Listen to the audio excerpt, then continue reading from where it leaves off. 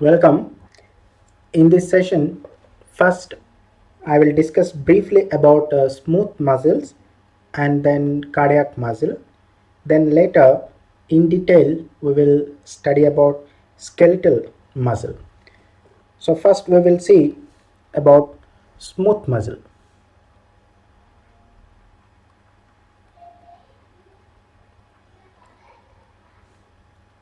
right? So here, these smooth muscles, as I told in the previous session, these are striated, so we don't find striations. The striations are due to presence of actin and myosin filaments in a proper manner. If they are arranged in proper manner, then we will be able to see the striations. The smooth muscles are unstriated, okay, and these are also not under the voluntary control, so these are involuntary, so which means they are indirectly under the control of brain through autonomic nervous system. So these are unstriated and involuntary. And here these smooth muscles are located in the located in the walls of visceral organs, so located in the walls of visceral organs. So these visceral organs will be like the blood vessels. So in the blood vessels there is a muscle layer, and that is composed of a smooth muscle. And we also see in case of trachea, and then in case of bronchi, and in intestine, and also in excretory and genital ducts. So in excretory and genital ducts also it is present. So here because as it is present in the walls of the visceral organs, the smooth muscle is also called visceral muscle, also called visceral muscle. So smooth muscle or visceral muscle is one and the same, right? And I told you that as it is unstriated, there are no striations present. Okay. Next, it is also it is also found in eye. So found in the iris portion of the eye, and also in ciliary body of the eye. So I hope we know when we see the structure of the eye. So here is the front portion we see, and these lines which we see here, so they are all the iris portions. So this is iris, and in at the center you find the hole, and it's called the pupil. It is through which the light rays actually pass. Okay, this structure we will see it later. So this is iris, and there are, okay, inside ciliary body which helps in contraction and relaxation of lens. So you will find the smooth muscles both in the iris as well as ciliary body. Now these are also seen in skin. So they are also present in skin, and there we call them as erector pili muscles. So they are called erector pili muscles. So these erector pili muscles are attached to hair follicles, are attached to hair follicles. So this is in some conditions the hair on the body raises due to the contraction of these erector pili muscles that are attached to hair follicles. So when we see these smooth muscles, they are usually arranged in layers or sheets. So they are arranged in layers or in sheets. We'll see that how they are arranged in layers or sheets, and each cell, okay, that is smooth muscle fiber. So the smooth muscle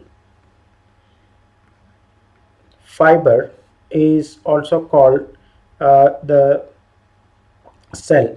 So smooth muscle cell. So this smooth muscle cell will be spindle shaped. So it will be, I'm sorry, so it will be spindle shaped. Okay, so that's you can also call it the fusiform. So when we see the spindle shape, so what we see here, the ends will be tapering. So it means the ends will be pointed, and at the center you see the bulging, and here, okay, you find the nucleus. So this shape is what we call the fusiform shape, or also called the spindle shape. So you can see in this the points are, okay, so I mean the ends of both sides, they are pointed. Okay, so this is the spindle shape or fusiform here, and these are uninucleate.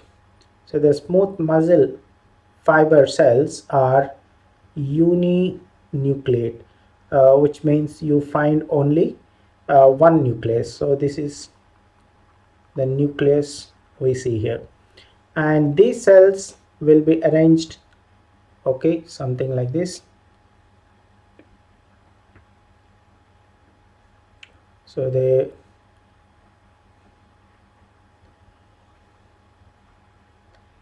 this is how they form, right, the layers or sheets. And I told that there are no striations seen, because the striations are not seen as the actin and myosin are not arranged in a regular fashion. So here the unstriated condition is due to, okay, irregular arrangement, due to irregular arrangement of actin and myosin. Whereas in the cardiac and skeletal muscles, the actin and myosin will be, okay, arranged in a proper manner, and that it gives a characteristic feature of those fibers striated. So here, as this actin and myosin are not arranged in a proper manner, so the cells will not show any kind of striations. So we should not say that they don't have actin and myosin. Smooth muscles have actin and myosin, so they are the contractile proteins. Okay, later when I discuss in detail about the skeletal muscle, we will see about that actin and myosin, what they are made up of, and how the voluntary muscles, that is skeletal muscles, will be contracting and relaxing. All that we will see in coming sessions. Okay, so smooth muscle fibers, they have only one nucleus, and they are, right, spindle shaped here. Okay, so the next one, these smooth muscles will exhibit slow and prolonged, okay, contractions. So these smooth muscles exhibit, so they don't contract very fastly like the skeletal muscles or like the cardiac muscle, so they are very slow. So these exhibit, okay, slow and prolonged contractions, exhibit, okay, slow and prolonged contractions, and they can remain in the contracted state for a very long period, and that too without fatigue, means they don't become tired even after contracting for a long time, whereas that happens very quickly with the right skeletal muscles, right. So right, so that is about, okay, the smooth muscles or the visceral muscles. Now let us see the structure of cardiac muscle. So the next one we shall see about cardiac muscle. So this cardiac muscle is present only in heart. So it is present only in heart. Nowhere else the cardiac muscle is present. Okay, and we know the wall of the heart is made up of three layers. So wall of heart, we have three layers. One, it's a epicardium, and another one called the myocardium. So this is the middle layer, and one more layer we have is endocardium. So out of these three layers, it is the myocardium that consists of cardiac muscles. Okay, so only in this myocardium layer, okay, found are cardiac muscles. Okay, now coming to these cardiac muscles, these cardiac muscles are, okay, striped, means they show striations, and even though they are striped or striated like skeletal muscles, they are not voluntary. So these cardiac muscles are involuntary, so means they are under the control of brain but indirectly, right. So now let us see the cardiac or the myocardial cells. So myocardial cells. So how these myocardial cells will be? So these myocardial cells are short and they are cylindrical. So they are short and cylindrical. So you will find, okay, something like this. So they are short and cylindrical, and they will be showing the striations. So you may find, okay, the striations like this.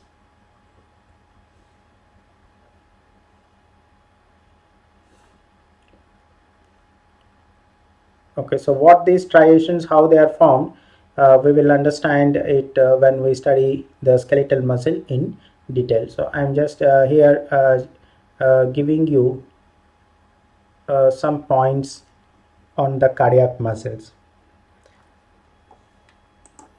So right,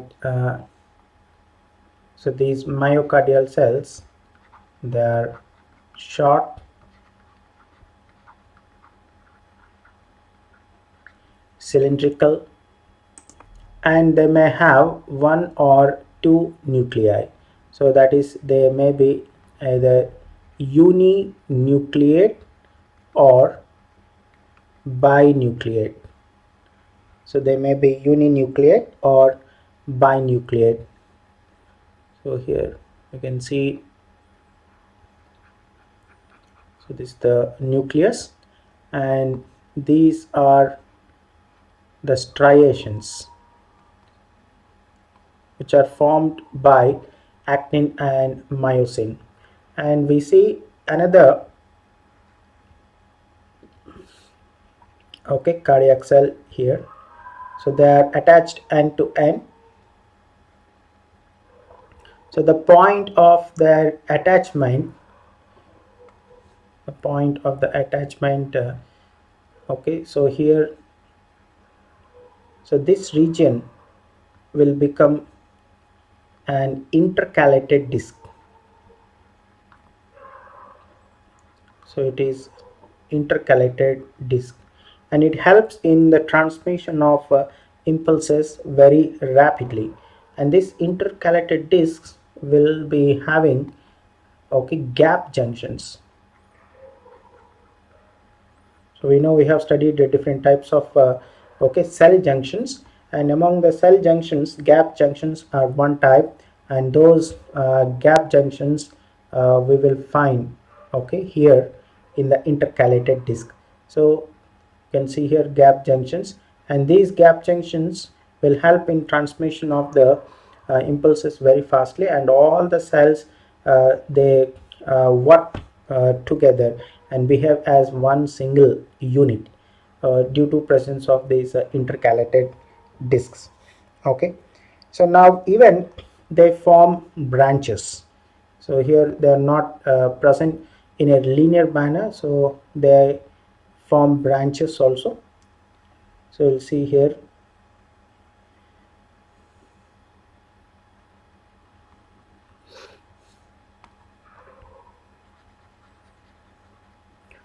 okay, and say suppose here there is another cardiac cell, and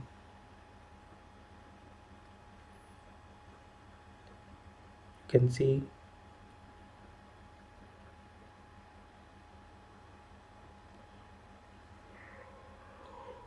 okay, so this is uh, the way they attach and form into a single unit.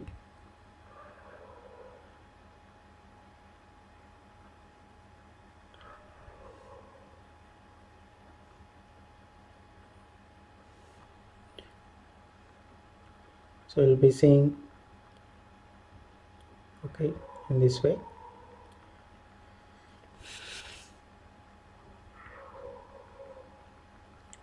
Right, so these are all the striations.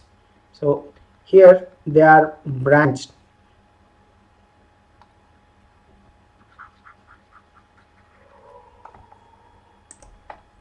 So right, so this is the cardiac muscle, and here one important point, the entire cardiac muscle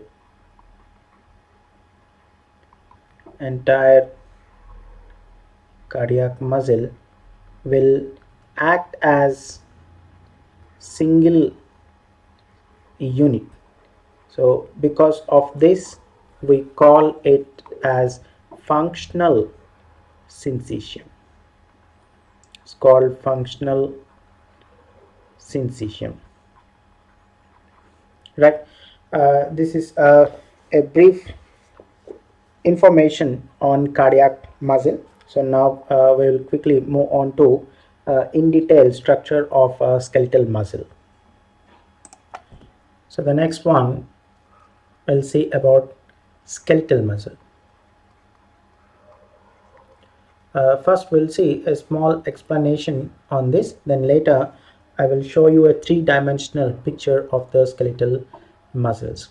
Okay, here the skeletal muscles, as the name indicates, they are, okay, present attached to the bones. So you can see here, okay, so the skeletal muscle seen attached to the bone. So this is the muscle. The ends of this will be the extensions of the connective tissues, okay, that cover these muscles and all, and that forms something called tendons. So you will see the tendon on both sides. So this is the tendon, and this is the actual muscle, and this is the bone.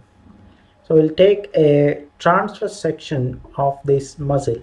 So here, so we'll take a transverse section here, TS, and then we'll see how this muscle appears like. So here is the muscle, and this muscle is covered by a connective sheath. So this is a connective tissue that covers the whole muscle, right? And this connective tissue that covers the whole muscle is what we call it the epimysium. It's called the epimysium. Okay, and then inside this, okay, you find bundles of muscle cells. Means lot many muscle cells together form bundles, and we call them the fascicles.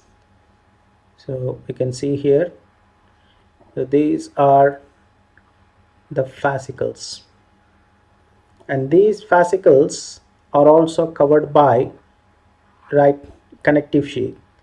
So whatever that, okay, covering the whole will enter in, and then it also wraps around, okay, these muscle fibers, and that forms what we call it the perimysium. So this is what I call it the, right, fascicle. It's called fascicle, and this fascicle is the muscle bundle, and this is covered by, right, so I'll mention here, covered by perimysium. So it's a connective tissue. So this epimysium, perimysium, and one more endomysium, all that extensions together will form this right tendon on both sides, and that helps in attachment of the muscle to the bone. So now inside this we find, okay, the muscle fibers. So this is a muscle fiber. The muscle fiber is nothing but muscle cell. Okay, so that's, I'll mention here, the muscle fiber is also called the muscle cell. So many of these muscle cells are bundled together, and that's what I call it the fascicle. So all these are the muscle fibers. Now these muscle fibers are also covered by connective sheath. So this each one is a muscle fiber, and each of this muscle fiber is covered by, again, a connective sheath. So each of it is covered by another connective tissue, and that is what we call endomysium. It's called endomysium.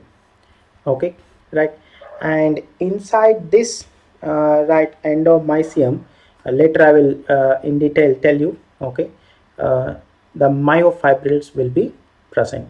So there we will see about muscle fiber. So whenever I use the word muscle fiber, it is nothing but the muscle cell. So this is how the arrangement is seen. The whole muscle covered by an outer connective tissue called epimysium. Then, okay, so the muscle fibers are bundled and they are covered by perimysium. So each muscle bundle is what we call a fascicle. So many fascicles will together form, okay, the whole muscle. So this is, we simply call it muscle. Okay, and each muscle fiber, that is muscle cell, is also covered by endomysium. So now let's see one picture of this muscle. Right, so let's see here in this diagram, so what are all the parts. So this is the diagram that's given in the textbook. So you can see here the yellow layer. So this is what I call it epimysium. So it's the epimysial layer, and you can see here each one of these is a right muscle bundle, and it's called fascicle. And this fascicle or the muscle bundle, I told that it is covered by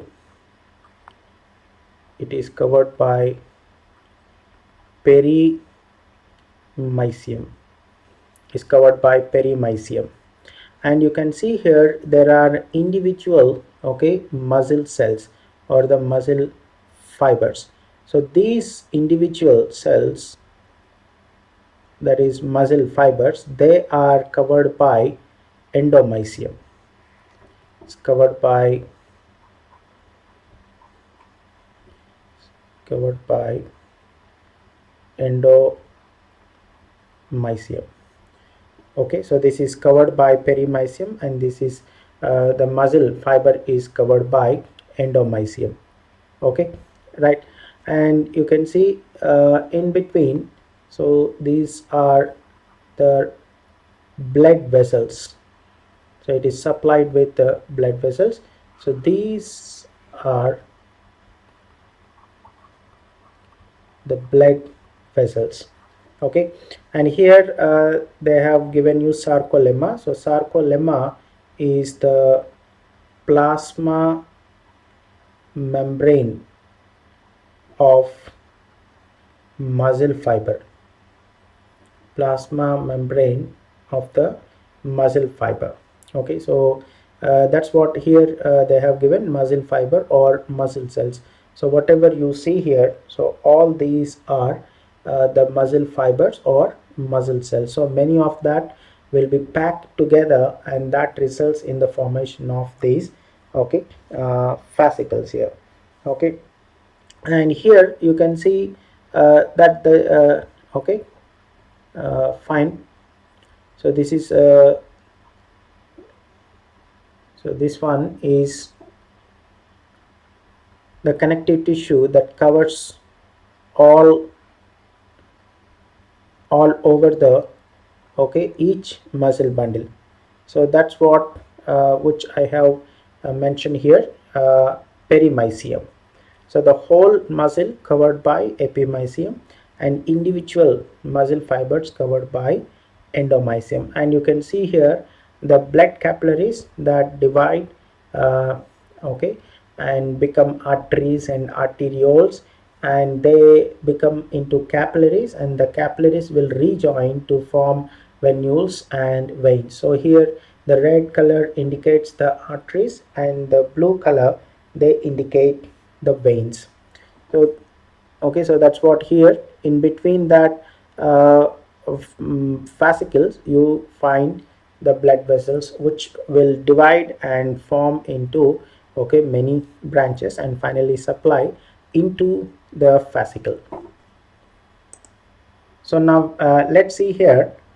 So I'm showing the picture again. So this is the individual muscle fiber. So this is the muscle fiber, and you can see this whole one is what we call it the fascicle. It's called the fascicle, and that is covered by perimysium. And you can see there are, okay, so many fascicles. So this is one fascicle, this is another fascicle, this is another one, and now all these together they are covered by another connective tissue. So that is the epimysium. So this is how the transverse section, okay, so this is TS of muscle, how it looks like. Now we will see about this muscle fiber, so how it looks and what are its features. So we'll see about the muscle fiber. Coming to this muscle fiber, we see that this skeletal muscle fiber is long and it has a cylindrical shape and unbranched. So it is long, cylindrical and unbranched cell, and it is a multinucleated cell. It is a multinucleated cell. So let's see here. So this is long, okay, cylindrical structure, and you will find here on this the striations. So these are all, okay, the striations. Okay, so why, and I mean, so what's the arrangement of that actin and myosin that causes these uh, striations, we will see. So this is how you will see striations. When we see these skeletal muscle fibers under the microscope, we see actually like this. Because of this, they will the striated muscles or the striped muscles. And I told that this muscle fiber is multinucleated. So you may find, okay, a nucleus over here, a nucleus over here, okay, and another one. So all these are nuclei, and this is the plasma membrane of that, okay, muscle fiber, and the plasma membrane is called the sarcolemma. Okay, so these will be the dark bands and these will be the light bands. So how those dark and light bands are produced, okay, we will see in the coming sessions. Okay, then the cytoplasm of this muscle skeletal muscle fiber is what we call sarcoplasm. So cytoplasm is called, it's a sarcoplasm. So this is the cytoplasm of the muscle fiber. Even, okay, so the endoplasmic reticulum. So the endoplasmic reticulum of muscle fiber, we call it sarcoplasmic reticulum. Is called sarcoplasmic reticulum. Whereas the mitochondria, they are called sarcosomes. So the ER is the sarcoplasmic reticulum. The mitochondria, we call them, okay, the sarcosome. Next, the muscular tissues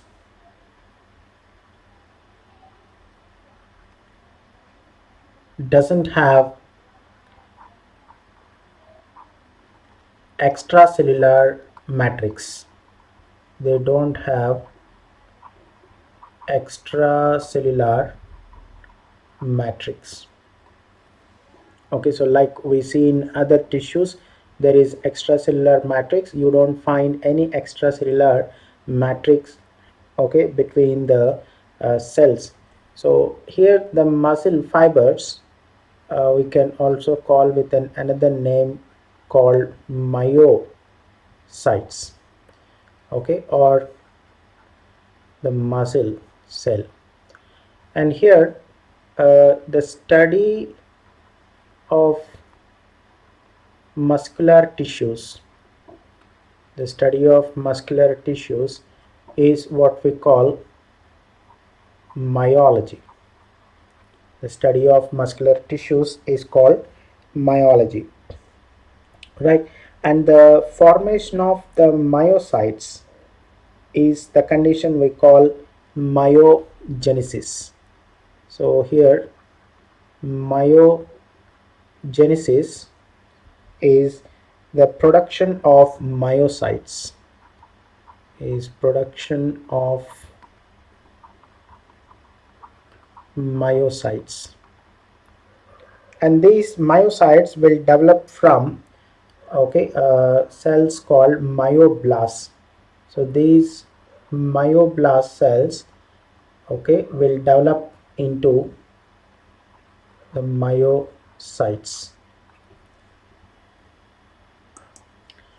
So these myocytes, they have inside are myofibrils.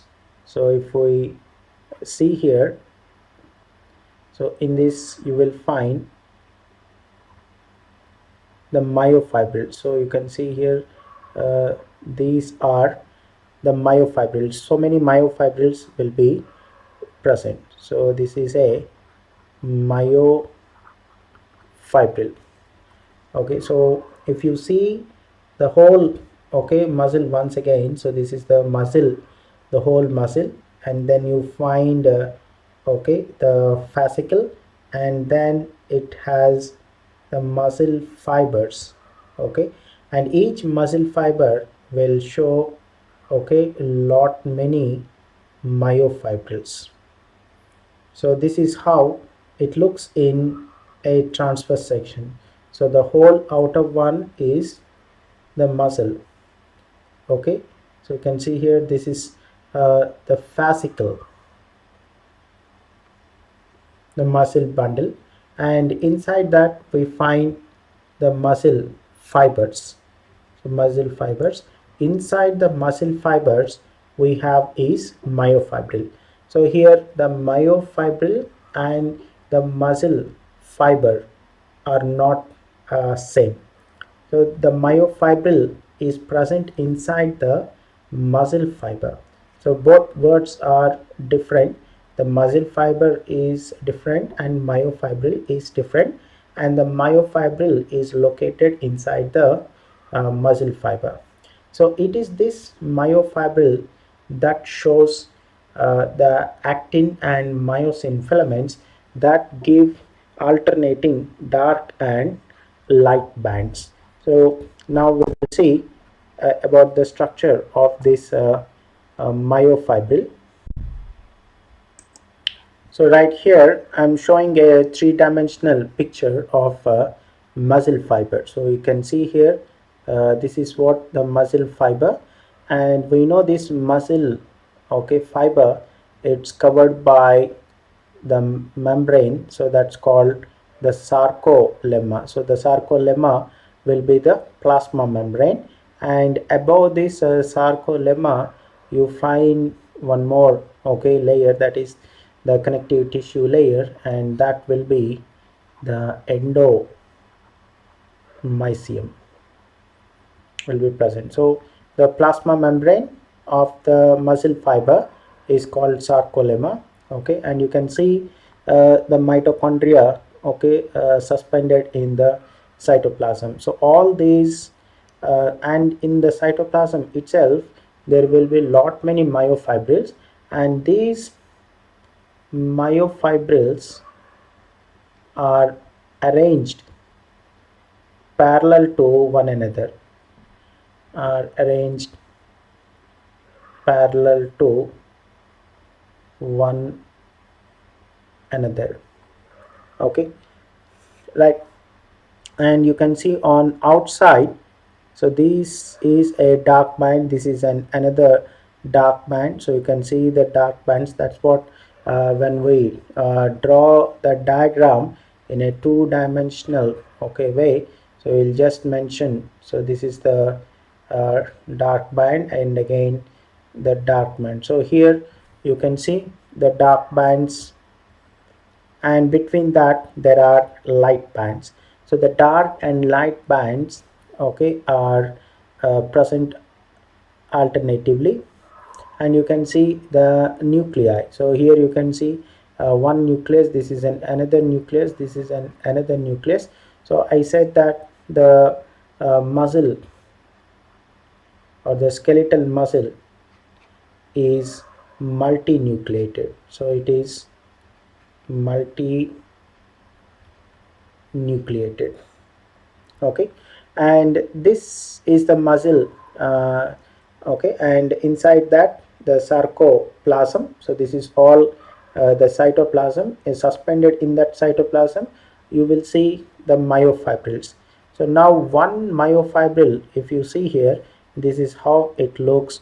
Okay, so these thick lines are myosin filaments, and the thin lines, that is green colored lines, they are, okay, thin filaments, whom we call the actin filaments, right? And you can see here the sarcoplasmic reticulum, that is the endoplasmic reticulum, so that wraps all around, okay, the fiber. So this is how we see the myofibril. Of course, in the next session, we will see in detail about this myofibril and how these actin and myosin filaments, okay, uh, form something called sarcomere, and that is the contracting unit and helps, okay, in the muscle contraction. So how it all takes place, we will see in the coming sessions. And right, before I end, I would like to show one more picture to make you to get an idea in a three-dimensional, okay, way. Right, so you can see here in this picture, these are all actin filaments. Okay, so these green colored are actin filaments, and the violet colored one, you can see they are thick and they form the myosin filaments. So this is what all together which forms the myofibril, right? So these green colored one are actin